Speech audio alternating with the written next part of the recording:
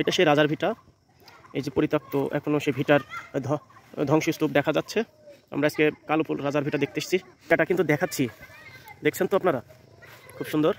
একটা সুন্দর বট গাছ আছে। বাহ, বট গাছটা অনেক বড়।